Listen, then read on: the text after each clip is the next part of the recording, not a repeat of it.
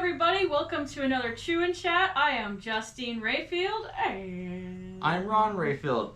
And we just want to say, if you guys went over to Early American to watch the wedding video that just went out, our wedding documentary, and if you haven't, please go over there and watch that. We're here. This is the after party, if you will. We're going to make a sweet drink. we're thirsty. That cake that we ate over on Early American, our wedding cake, made us very, very thirsty. It's a very heavy cake. So, of course, we are going to eat even more sugar. And make a heavy drink. Exactly. I'm going to make today hot chocolate, which seems a little random, but in the 18th and the early 19th centuries, hot chocolate was considered to be a breakfast drink. Mm-hmm. Along with coffee and tea. Now, nowadays, at least in the United States, we don't drink hot chocolate for breakfast anymore. If you do, you're cool and I want to go to your house. I only drink it when it's cold outside. And that's usually not in the morning. It's usually later in the day and it's cold and I'll drink it. But now, in France, the culture of drinking hot chocolate for breakfast never fully died out. Really? Yeah, so you can go to cafes in Paris and still have your croissant and your hot chocolate. Croissant. Your croissant. But here, we don't do that anymore. But it used to be a big deal. Even George Washington, that was his favorite breakfast drink. Yes. Now, I'm sure you'll tell him, it's not like it is today. It's not watery. It is like a gravy. It's pretty thick. It's thick. It's pretty thick compared to modern hot chocolate. But you can adjust this recipe however you want. True. So I'm going to make a hot chocolate recipe from the Female Economist. This is from 1810, and we're going to make it exactly like how it says. I have made this before on the channel, and it ended up being our all-time favorite hot chocolate recipe. Oh my gosh, and it's really, really easy to make. So to start, we are going to have to, of course, melt the chocolate with water and sugar until it becomes that gooey, lovely mess. Mm-hmm. But before I do that, just really quick, I absolutely love this book. If you are into history at all, you should definitely get this. It's called Comparative Wages, Prices, and Cost of Living. So it tells you the price of goods from the 18th throughout the 19th century in Massachusetts. Yeah. Kind of a random place. We live in Missouri, but this is just a great insight into the price of things in the 1800s. So I was curious, okay, what was the price of chocolate, coffee, and tea in the early 1800s? Because that's the three main breakfast drinks. It is. Okay, so it turns out we picked a year, 1800. In the year 1800, coffee was on average 27 cents a pound, which still was today. Mm-hmm. Tea was 42 cents a pound. We went with the most popular kind of tea because, of course, there's a million types of tea. We went with bohea, which was the most commonly consumed tea in the colonies. And then chocolate was 33 cents a pound. So coffee, 27, tea, 42, chocolate, 33. That means chocolate is in the middle of the road between the two. And coffee being the cheapest is one of the main reasons why it became so popular in America. It wasn't so much as a, screw you to England. It was more economical to drink. It was, that's true. So we're going to get into it now. So you want to start off with some baking chocolate. You can use cocoa powder if you want to. Don't use Hershey's. That stuff is garbage. So now this is about 60%, I think. Yeah, 60%. Just pick the one you want. If Yeah. you like really dark chocolate, go darker with it. If you can't and you like milk chocolate, go lighter with it. Mm-hmm. And to help it along, I'm just going to kind of break it. Is there extra one of those little pieces? I can't afford to lose anymore. I'm sorry. It's cheap though. It's the middle. True. You're about to have a whole lot of chocolate. Don't worry. Right. Okay, and then I'm going to mix that with a wee bit of water. Now the water just helps it keep from burning, right? Yeah, it makes a nice little sludge. Sludge. A beautiful chocolate little sludge. Okay. Now this particular baking chocolate that I'm using doesn't have a lot of sugar added to it. So in the recipe it says to add a little dash of sugar. So if your baking chocolate already has a lot of sugar added, you might not want to add any extra. I'm just going to go in with a tablespoon? A tablespoon of sugar. Nothing too insane. And we are now going to melt that. And once it's melted, I'm going to come back. I'm going to add milk. I'm going to add a cinnamon stick. Just because a lot of chocolates in this time period were spiced with cinnamon, but I couldn't find that for sale in the store. So I'm just going to add this. Make your own. Make it work for you.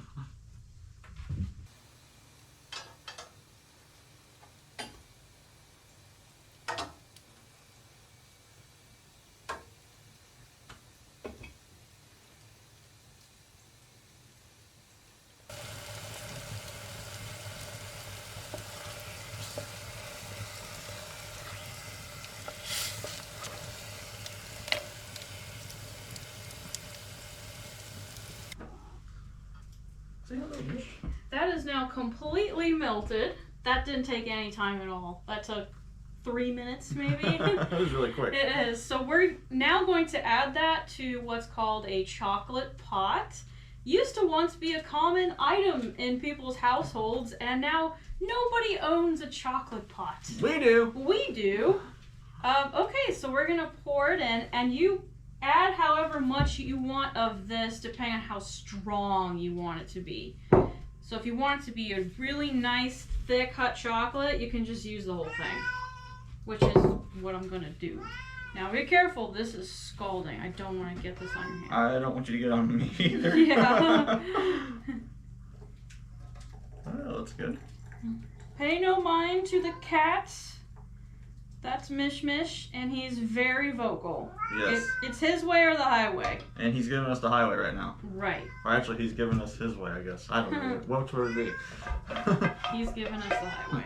Hey, for those of you who are members here on Frontier Patriot, there's a members video, I believe, of me making this chocolate dasher. Oh? For our first chocolate video that we did like 2 or 3 years ago in here. So Cool. if you're a member and you like to see cool stuff like that, go to the members video and you can see me make this in my shop. Yep, that's a chocolate dasher. I'm about to use it in a second. Actually, I hope it fits. We haven't tested it with this yet. I think it'll be fine. Oh, it's a tight fit, but it'll work. This is a period correct size and shape chocolate dasher. They nowadays you can find this in like a Hispanic grocery store. Because of Mexican hot chocolate, it's going to look different though than a period correct one. It's going to have wooden rings on it. This one we researched and found pictures of period ones that still existed. Mish, I'm talking. Milk, cinnamon. Maybe save a little milk in the little dish for him so he will calm down. Okay. Shh, it's okay. Bubby's going to get you some. This is how Mish is. Almost always, by the way.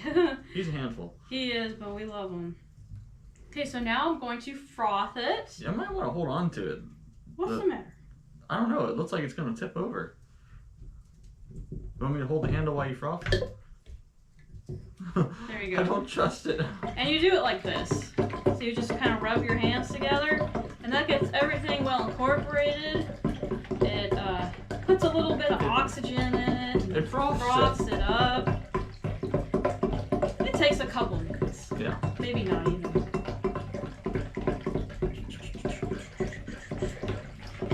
If you want a good drink, you gotta work for it. You gotta work for it. Ooh, that looks good. It smells good. Smell it. It looks like melted chocolate ice cream. I'm gonna say it is melted chocolate, but it's not ice cream. Yeah.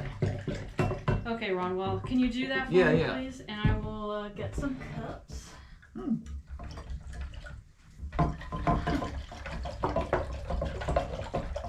Also saved a little bit of milk for Mish. We do not give him milk often. He gets it once every 2 weeks, maybe. Yeah, you're not supposed to give a lot of milk to full-grown cats. And he loves it though. He really loves butter. Yeah, he's obsessed with butter. Butter is his favorite. Mish Mish! Yeah, he can join us up here, I guess. There's nothing else on the table. Mish, If you're cool Mish. with that. Mish, come on. He said, milk. Okay, I'm coming. We normally don't let them on the table unless we're filming and we want a cute shot. Yes, we don't, in real life, we don't share meals with the cat on the table. So don't be like, oh, that's so disgusting. He might not actually come up here. So I'm just going to put it on the ground floor. Okay. Either way, it'll make him quiet. Good boy. He's smelling it. He's smelling it, and he's licking. He's eating it. Oh, finally, peace. For a couple minutes. How long I gotta do this for? It's probably done. I'm losing my fingerprints and calluses on my hands. Well, I'd say it's done then. That's how you know it's done. Okay. Put that on here. You hear that? That's him licking the milk. That's him licking it. Would you please pour us some? Yes. It's so weird pouring it to the side like this. That's how chocolate pots are. The handle's always on the side. That's some thick chocolate. That's how it's supposed to be. Period correct. Oh, that's gonna be good. This thing is heavy too. Yeah, this is pretty thick brass because it holds on to the heat real good. We've made just enough for 2 people. Yep, that seems to be all of it. Perfect. All right. Mish is up here. He says we're ready for this chocolate taste. Let's do it. Do a ching. I love you. I love Happy you too. anniversary. To our blood sugar levels. Oh, that's delicious. That's delicious, Mish. Oh. Huh. That is very chocolatey. It is, and it's not too hot. It's not like hot lava. No, not at all. Oh yeah, that's some good stuff. I gotta be careful. All that cake, I still feel kind of. That's some good stuff right there. So, what else are we gonna talk about today? A lot of stuff. We're gonna talk about a lot of stuff today. We're Like I gonna said, talk about a lot of stuff. the main thing, it is our anniversary week. We have been married for 1 whole year. We are very thankful for everybody that helped us for our wedding and helped us on our house since the wedding and everything. It's been a very quick year. I can't believe it's been a year already. It's been a very busy year. And once again, if you haven't seen the wedding documentary, please go over to Early American and watch that. It's roughly 2 hours long, so get yourself a snack and something to drink and How about some hot chocolate? hot chocolate. That's right. All right, so I have a new addiction. I noticed that. My latest addiction is buying books, but not just any book. Journals of people who have traveled early America, particularly this area. Now, there's a gentleman named Henry Brackenridge who was born in the 1780s. He comes to St. Genevieve in like 1807, 1808 to study at an academy school that opened up in 1808 in St. Genevieve. He then moved to St. Louis, and then he went on a voyage up the Missouri River in 1811, and he wrote a book about it. And that's that book. And that's what I've been reading. So it's a first-hand account of what he's seen going from St. Louis all the way up the Missouri River to, I guess, towards Kansas City today. Because he talks about going to Fort Osage, which is out there near Kansas City. And it's really cool first-hand account. And I ordered other books, and Justine has come up with a book as well that I ordered that caught her eye. I see that one. Which is this one. This one is by a gentleman named William Priest. Travels in the United States of America from 1793 to 1797. It's the original print. Yeah.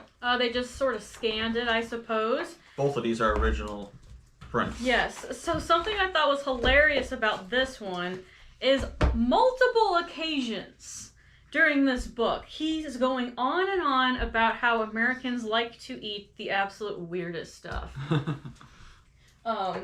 You remember that time when I made raccoon on Early American? Mm-hmm. My favorite comment that I got on that video was someone saying I was Hannibal Lecter. I was like a serial killer eating that. That poor raccoon. I didn't realize raccoons are equal to humans. They're not. They're not. They're food. Yeah. And in some cases, pets. Yeah, in some cases, yes. In some cases, nuisance. In some cases, yes. Okay, so he mentions it here multiple times. Philadelphia, March 7th, 1794.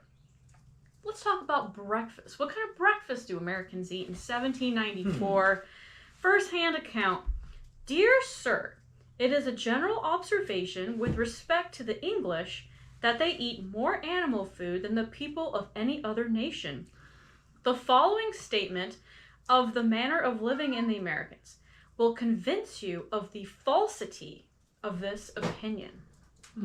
About 8 or 9 in the morning, they breakfast on tea and coffee, attended always with what they call relishes, such as salt fish, beef steaks, sausages, broiled fowls, ham, bacon, etc. Woo, that's meat heavy. That is a lot of meat for breakfast. That is a lot of meat for breakfast. Sounds expensive.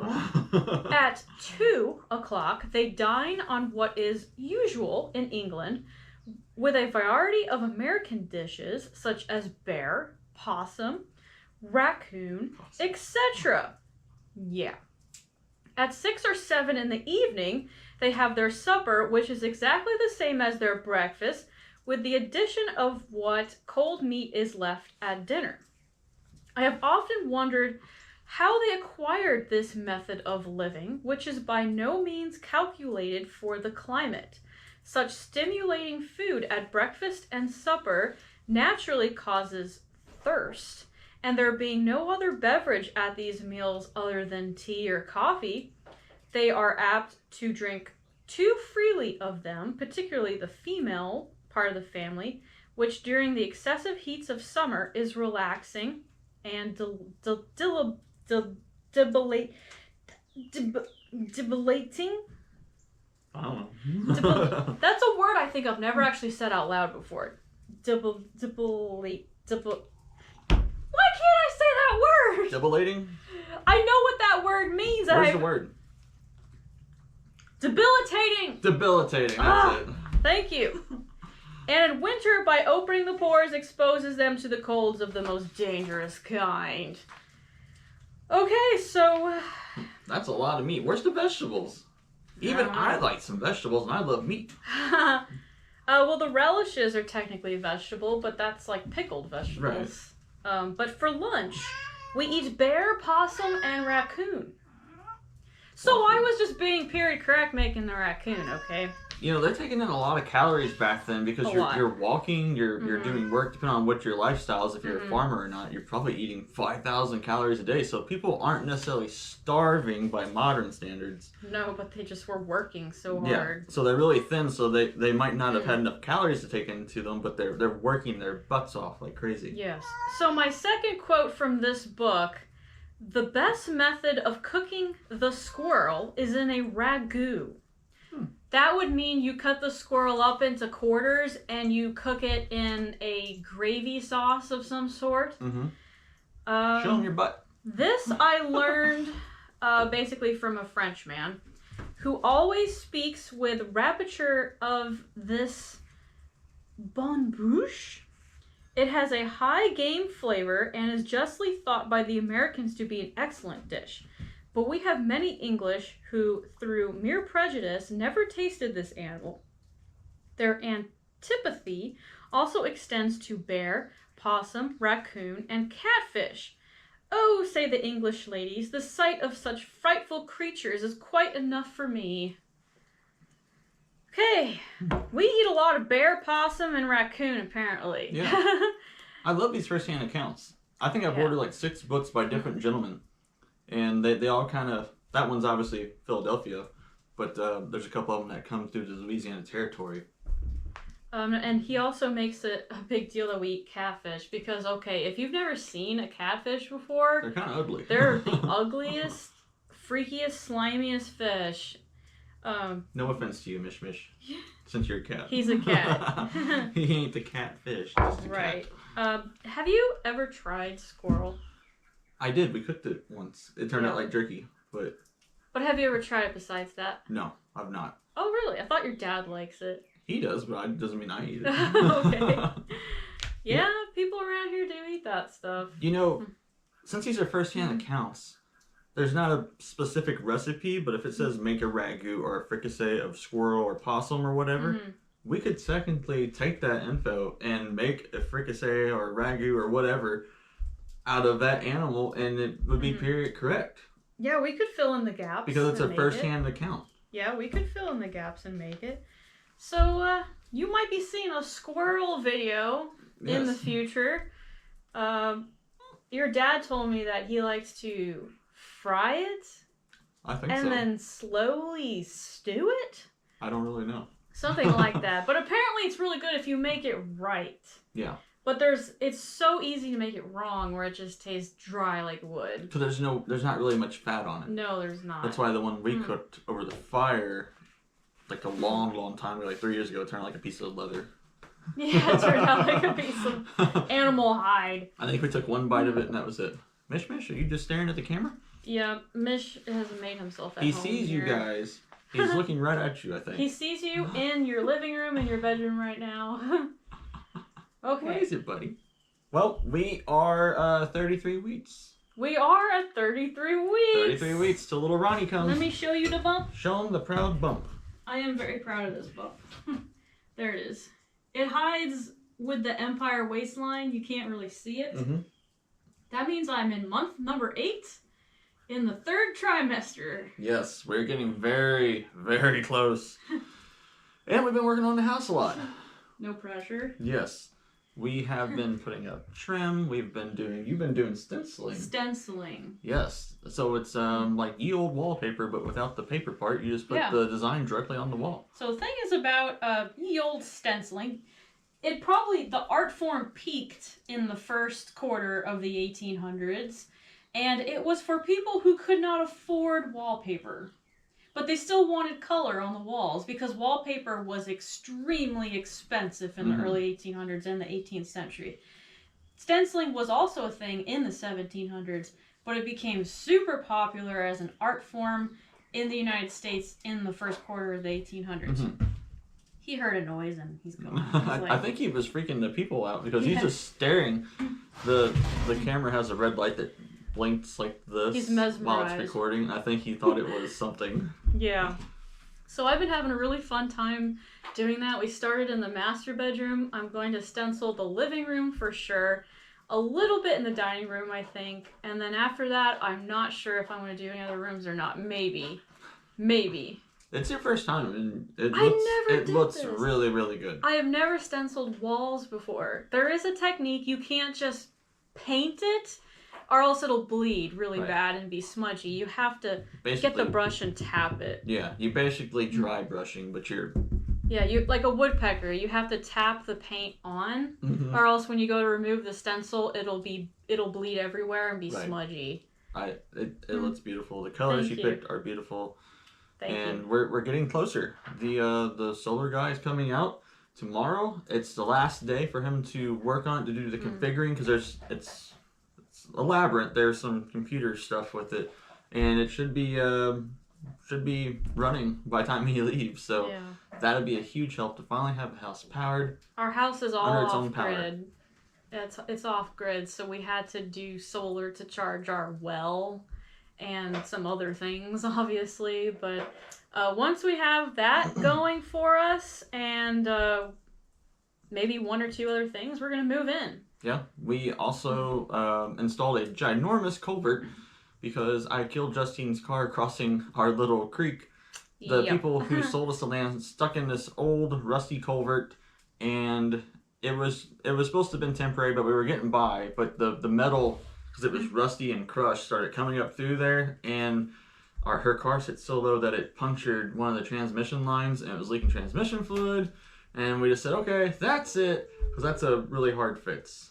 And so my car's just been sitting out there. Yeah, we're waiting on the parts to arrive. It's taking forever for them to get here. It came to St. Louis, according to the tracking, and then it went to Chicago, and now it's back in St. Louis, so it's doing this weird loop thing. So we gotta get that fixed, but we got the culvert installed. It's big. Really big, actually. It's big. We needed a big one because it's a very deep, it's like a creek that runs through there. A gully. Yeah. Yeah, my car is dead in the water right now, and sometimes life throws punches at you, and you think, oh man, this is terrible. But you know what? I have the mindset that everything happens for a reason. Yep.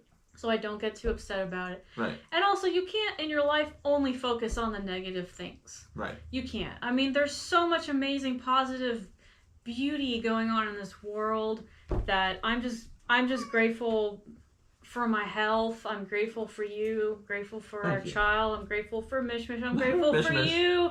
So at the end of the day, it's like, yeah, my car doesn't work. That's unfortunate. It's a setback, but there's a lot of beauty left in this world. I'm not gonna get depressed over it. Right. Also, speaking of not getting depressed and health, you got a boo-boo. I do have a boo-boo. Actually, you have a boo-boo, and Mish has a boo-boo as well. Yeah. Okay, so I have a little boo-boo, as I was saying. We're gonna flash a picture on the screen in a minute. If you're a very squeamish human being To injuries, seriously look away. It's pretty bad. But first, let me tell you. Okay, I was getting out of the bathtub a couple days ago, and I slipped getting out of the bathtub. I'm a bath person. Haven't taken a shower in years, which without context sounds really gross. But I'm a bath person. I only take baths. And I was getting out of the bathtub. It can be very dangerous, especially when you're heavily pregnant. Your balance is eh. And I thought I was being careful about it, but I slipped. I did the splits, and I banged the side of my leg against a piece of furniture. As well as the inside of my thigh. Mm-hmm. So here we go. It now looks like this. It looks like blackberry cobbler. That looks pretty bad for a bruise. I haven't seen a bruise that bad before. It does look pretty bad. There's also a big old black bruise on my inner thigh from it. We're gonna have to get one of those mats that old people put in their tubs. No, I don't. You don't want to slip, do you? No, it was my fault. I did not put a towel on the ground in front of the bathtub. I should have done that. That was a huge mistake. Well, I'm glad you didn't land with your stomach on something. Yeah, or my little Ronnie. head or something. Yeah. Mish, no. Mish, this is how he is all the time. But anyway, after that happened, I literally I didn't panic, I didn't freak out, I didn't cry. I just looked at my leg and I said out loud, that's going to leave a bruise. Mm-hmm. And sure enough, it did. I couldn't walk for the rest of the night. No, you couldn't stand on it. I actually thought maybe it was fractured. I thought maybe I had a little hairline fracture or something because it hurt so bad. But by the next morning, I was able to walk, and I'm still working on the house and whatever, you know. Now, speaking of Mish's boo-boo and why he's meowing, he's going through withdrawals. He has been confined to stay inside. So somebody shot him. Somebody shot him with a BB gun. Yep. And when I found out, I was so mad. I was going to get violent. They shot him on the butt right here, right past his tail, right for the spine. We kind of perfect little bloody hole. Yep. We noticed he was acting strange for a couple of days. And then Ron found a perfectly circular hole right above his tail, which is when someone shoots you with a BB gun. Yeah. He's fine now, but we're keeping him in the cabin. We're keeping him inside. I don't know where it happened at. The neighbors to the cabin are quite far through the woods, so I don't know where he went. But why would anybody shoot a cat? It's not a dog. They're not killing chickens or anything. I know, it's horrible. So I don't know what the deal is. Some guy out there is a jerk. I have my suspicions of who it was. We put a tracking device on Mish.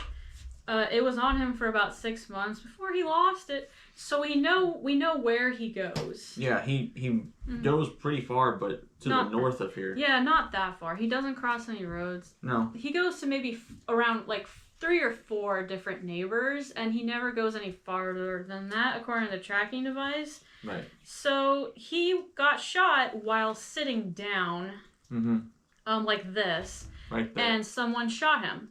So that kind of tells me that maybe someone baited him, like left some food for him or something, and was just being a demonic, evil person. Yeah. And shot him with a BB gun right there. So we're gonna keep him inside, and when we move out to our new house, he's gonna be an indoor only cat. Right. That's why he's going crazy meowing, because he wants to go out. He's not used to being an indoor only cat. It's gonna drive him absolutely insane. And it's gonna be like drive us insane. It's gonna be like having newborn twins. Thankfully, there's a basement, a main floor, and an upstairs. Yeah. So we can just keep him in the basement or something if he's being. We have a mouthy. giant basement at our new house. It's if he's being absolutely crazy and we can't take it because the newborn baby's crying and he's crying, we will put him in their basement for an hour or two until he calms down. It's a big basement. It's like 1,000 square feet. There's windows down there to show there's outside windows. light. It's not like a dark hole that we're throwing him down. Get in the cellar, slam the door shut. No. Also, I want to get him a friend. Yeah. I think he'll be very bored being inside, so we're gonna get him a friend eventually. Mm-hmm. And come up with a name for him or her. But yeah, someone shot Mish with a BB gun, and I was mortified. I'm glad he's alright. Me too. I'm really glad that this crazy person didn't do anything else to him. Yeah. Yeah. Well, are you guys ready for this week's weird history fact? Drum roll, please. Mish, can you help me out? This week's weirdest history fact. Go! This week's weird history fact is feral camels once roamed the plains of Texas. Yes, I said camels and feral and Texas. Okay, that's weird. Camels are from the Middle East, right? Or that's where they're associated with. They're Egypt, associated walking in the with desert. it. Yeah, that northern Africa. The U.S. Camel Corps was established. Hon. Oh, well, how come it says corpse? I don't know why, hon, but it's like silent. It's weird. The U.S. Camel Corps was established in 1856 at Camp Verde, Texas. Reasoning that the arid Southwest was a lot like the deserts of Egypt, the Army imported 66 camels from the Middle East. Despite the camels' more objectionable qualities, they spat, they regurgitated, and defied orders. I guess they're stubborn, I think. The experiment was generally deemed as a success. As the Civil War broke out, exploration of the frontier was curtailed, and the Confederates captured Camp Verde. After the war, most of the camels were sold, some to Ringling Brothers Circus, and the others escaped into the wild. The last reported sighting of a feral camel came out of Texas in 1941. Presumably, there are no more feral camels left today. Civil War camels? I guess because you don't have to water them as much, like a horse or even a mule. A mule will outwork a horse because it doesn't require as much water, but a camel... take the climate really good down there. And it was in Texas, so it's hot. They said because they're more favorable to the climate down there. And I'm also assuming the fact that they can drink water once and be good to go for a while. Right. And they can carry heavy loads as well. Right. But I did not think there'd be wild camels roaming around in America. And there's none left today? They say presumably there are none left today. The last time there was a sighting was in 1941. Oh, man. So probably not any left. Yeah. Random fact, have you ever heard that camels store water in their humps? Yeah. That is a myth. They store fat. Fat in their humps on their back. Okay. I didn't know that. Yeah, but when they do drink water, they drink a lot of water. Now that fat has water in it, so I'm sure it helps. But it's not just like a full-on canteen of water sitting on their back. Right. Well, this made me think, okay, I used to live in New Mexico. I used to live in a lot of places because my dad and us were stationed at White Sands Missile Range down by Las Cruces, New Mexico, right on the border. And I don't know what this animal was. It looked like some weird kind of bison antelope. Maybe it was a camel. It wasn't a camel. It looked like an antelope thing. And so apparently they released a bunch of these out there and they took off really, really well. And there was a hunting season for them. So the other soldiers on base, when it was a season, they would actually hunt these things. Okay. And apparently it tasted like deer. And one of them brought like a homemade sausage made out of it for us. It tasted like venison. Well, I can see how antelope would taste similar to deer. That's right. You would not think that this animal would be roaming freely in the United States, but it is. In the desert. In the desert. Okay, so we're going to get into this week's cool history fact. So now you got a cool history fact. Mish, can I have my paper? This week's cool history fact. It is kind of also related to the Civil War in a way. Yeah. Oh great, there's hot chocolate on my paper. Or is that doo-doo? It looks his like butt was doo-doo. there. That is hot chocolate, but it looks like doo-doo. Mish, you're supposed to wipe. Supposed to lick first. Ew. Okay, this is about Ulysses S. Grant. The 18th president of the United States, if you haven't heard of him. He was the president from 1869 to 1877. Mm-hmm. He was also the commanding general of the Union Army during the American Civil War. And random fact, he fought in the Mexican-American War in the 1840s. Okay. So he was a very well-respected person, back then very famous. Did you know that he was a speed demon? He was addicted to speed. How we don't have cars yet though. How can you be a speed demon? This man had been arrested 3 times for speeding. Arrested? Full on arrested. He was the 18th president of the United States, and he was the commanding general of the Union Army, and he had been arrested 3 times for speeding. Was he running his horse through town? Because I know they had speed limits for a horse. Like you had to like walk or trot only. You couldn't run. Yeah. Before the invention of the modern car, you could get a speeding ticket for riding your horse or your carriage way too fast in the middle of town. And that is exactly what he was addicted to doing. So, the first time that he got caught was in 1866. It was published in a newspaper at the time. The National Intelligencer reports that Ulysses S. Grant, Lieutenant General of the U.S. Army at the time, had been pulled over for speeding in his horse buggy in Washington, D.C. Pulled over. 2 police officers detained him on 14th Street, where he said he was exercising his horse. Grant offered to pay the fine, but, he got into some drama.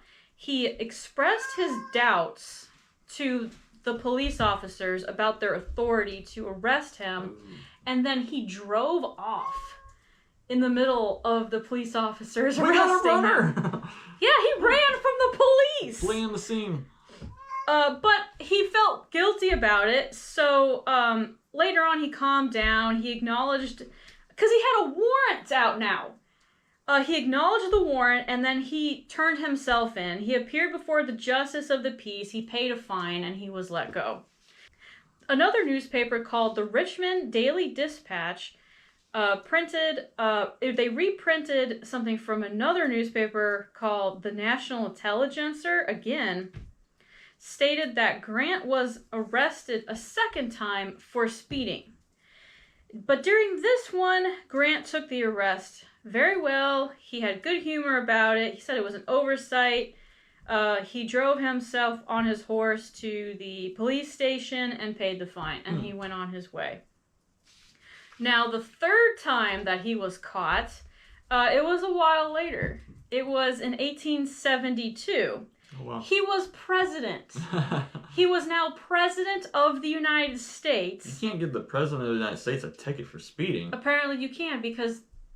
He's the boss of everybody. He's the boss of the boss that's the boss of your boss, probably. And somehow there's a chain of command.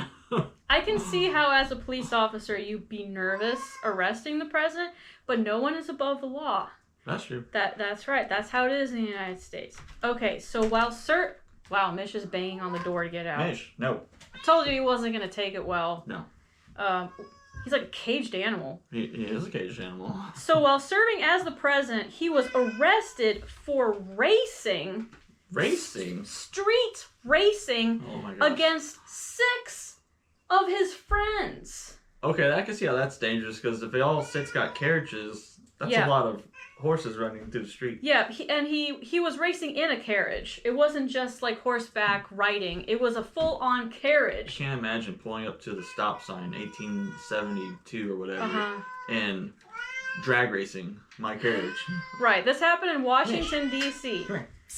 Mish, come on. Be a good boy. Be good. Be a good boy, come on. Okay. The arrest was documented by the police officer that arrested him. His name was William West, who actually was a former Civil War veteran himself. The story, according to William West, was that Grant enjoyed riding along 13th Street in Washington, D.C. He said he often engaged in speeding contests with his friends. The street was at times very dangerous for women and children. Citizens were complaining time and time again to the police about the conditions on the street because of the furious racing going on. Fast and furious. And people were asking the police officers to please stop the racers. It was getting very dangerous. He should have just entered in a horse race. I don't know why he didn't do that. Horse racing was a very popular sport. It still is. Since the beginning of America. The Kentucky Derby just happened, you know. Yeah. So initially, the police officer, he was being nice about it. He caught Grant in the act. He gave him a warning. But literally the next day, he was back at it. Yeah, the next day, Ulysses S. Grant was back on the streets racing his horse carriage against 6 of his friends. So the police officer, he had no other choice. He arrested Grant. It's a good thing he didn't have the cocaine on him because Grant did cocaine. He did for medical purposes, but could you imagine getting pulled over for speeding and you have cocaine on you? Maybe his horse was on cocaine. Maybe that's why he was fast. Yeah, okay, The horse is doping. That's illegal. Yeah. That's cheating. That's cheating. It's true. Back in the 1800s, cocaine you could buy over the counter along with opium, and you could take it as like a painkiller. They would even give it to teething babies. Like you would take some and rub it on the gum because they didn't know at the time that it was so addictive, and it wasn't regulated. So there are some reports that Ulysses S. Grant did take cocaine on occasion. But it wasn't a regulated drug like it is today. Right. So anyway, initially he was given a warning, but then the next day he did it again. He was arrested, and now he was held on bond. This is the president. He's the president. The bond was $20, which is roughly equivalent to $450 in today's money. Him and his 6 friends all got $20 each bond. He posted bond the same day, and he never showed up to court. Another warrant. He never showed up to court. He just said, I forfeit my money, I don't care, and the case was dropped. Maybe because he was president, I don't know. But yeah, Ulysses S. Grant, you wild child. Yeah, he's wild. He's wild. What in the world? I mean, these are only the times that he got caught. I'm sure there was other times. Many other times. According to this police officer, William West, this was a common problem on this street, and citizens were constantly complaining about the danger of it. Yeah, calm down. I believe it was a 2-person carriage, by the way, not like a full-on carriage. I see. Like a little tiny carriage, but oh my gosh, that's something else. Speaking of wild, I've tamed this wild beast. Yeah, for 5 minutes until he starts moving. It's so peacefully quiet in here. We have an event coming up. The 249th Independence Day celebration here in St. Genevieve, Missouri is happening on July 5th. That's at noon, and it is on the grounds at the Center for French Colonial Life, one of the historic houses they have there. It's going to be behind the Bold Duke House in the yard there. Same place it was last year and the year before. We'll have drum and fife. We're going to have George Washington on site. George Washington's actually going to read the Declaration of Independence. So that's going to be awesome. You might have heard of it. And we are going to be there unless little Ronnie decides to come late because he's predicted to come 10 days before that. So we'll see. True. But at least he'll be there. I might not be there. Unless he's being born that day, I won't be there. But, okay. But 10 days would be pretty late. Yeah. But yeah, July 5th, if you're looking for a really nice little patriotic celebration, come on down to St. Genevieve. We'd love to have you. And we're going to have free cake at the end because it was a tradition in early America during, the beginning of the United States to serve Independence Day cake. Yeah, on the 4th of July, and we don't do that no more. So we'll have free cold water and free Independence Day cake for everybody to get a slice of cake. If you did see the wedding documentary over on Early American, yeah, we do like antiquing a lot. Yes. That's not an exaggeration. We do it. We do it a lot. At least once or twice a week. You know, I'm not one for pretty dresses. I wear the same shoes for 10 years. I have like 4 dresses to my name that I wear, modern dresses. But when it comes to antiques, watch out. Yeah. So yesterday we went to another antique store and Ron finally found something he's been looking for years. A goat cart. Not a go-kart, a goat cart. I've been wanting one of these for a long time. I should have bought the one in Virginia. It was a little bit bigger. This is a smaller one, but it was for a good price. Now, it does need some work. So maybe, I mean, this ain't happening anytime soon. Maybe in the future, once we get to our new place and we get settled and I get the workshop going, can do a video on replacing the parts, because it definitely needs some TLC. It needs time, love, and care. Yeah. But yeah, I think that's all we got for today, though. So once again, thank you so much, everybody. Go over to Early American and watch the wedding documentary if you're interested in something like that. We had a fun time doing it, and I love you, and happy anniversary once again. I love you too. Happy anniversary. Thank you, guys. Thank you. Bye-bye. Bye-bye.